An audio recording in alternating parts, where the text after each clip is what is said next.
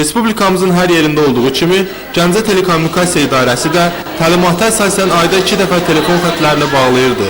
İyul-avqust aylarında ödəniş miqdarının artmasına baxmayaraq, telekommunikasiyanın rəhbərliyi əhalinin haqlı narazılığını nəzərə aldı. Əhalinin çoxsaylı müraciətini nəzərə alaraq belə bir idarə daxili belə bir qərar verdi ki, ayda bir dəfə telefon bağlanışı həyata keçsin. Bu aydan tətbiq elədik ki, yalnız bir dəfə telefon bağlansın.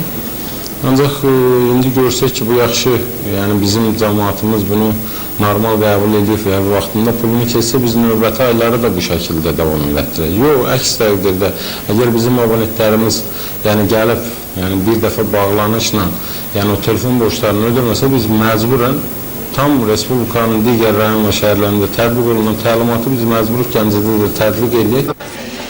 Adı çəkilən təlimata əsasən, əhali arasında 3 ay və ondan artıq müddətdə aylıq abonent haqqını ödəməyənlərin telefon xətti şəbəkədən ayrılır.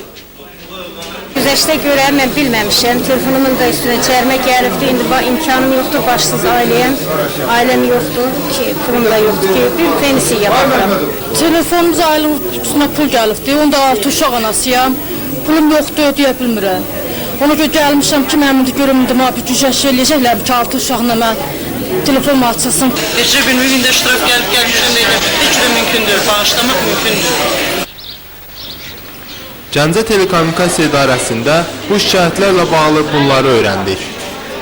3 ay aylıq abunə haqlarını geyişdirən abonentlərimiz, onlar müvafiq təlimata əsasən quraşdırma haqqının 10% həcmində məbləğ əlavə rüsum ödəməlidirlər ki, onların telefonları yenidən şəbəkəyə bağlansın. Və 6 aydan artıq pul ödənməyən abonentlərimiz də var ki, bunlar da quraşdırma haqqının, yəni elektron noteslərdə 400.000 manatdır, onun 50% həcmində əlavə bərpa haqqı keçirməlidir. Son yarım il müddətində şəhərimizin rabitə sistemində heç bir dəyişikliyin getməməsinin səbəbini Nəriman müəllim debitor borclarının çox olması ilə əlaqələndirdi. Gəncə Telekommunikasiya İdarəsinin hal-hazırda istər əhali, istər müəssisə sektorunda ümumilikdə 5 milyard 300 milyon manata yaxın debitor borcumuz var. Bundan debitor borcunu biz 2 hissəyə bölürük.